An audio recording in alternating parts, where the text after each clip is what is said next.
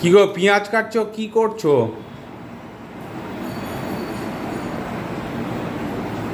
বলেছিলাম আজকে একটুখানি মুড়ি তরকারি এসব খেয়ে নাও। হ্যাঁ, একটু আগেই ভাবছিলাম আগে রাতে কি খাবো।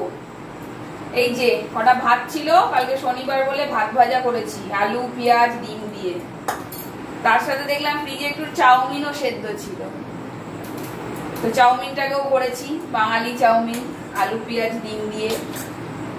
এবার তার এইগুলো দেখার আগেই তো আমার ময়দা গোলানো হয়ে গেছিল, ময়দা পেঁয়াজ কাঁচা লঙ্কা ডিম দিয়ে। এই যে তো এগুলো কালকে শনিবার, তো একটু আগে যখন বললাম মুড়ি তরকারি খেয়ে নাও তখন তার জিনিসগুলো তো নষ্ট হবে।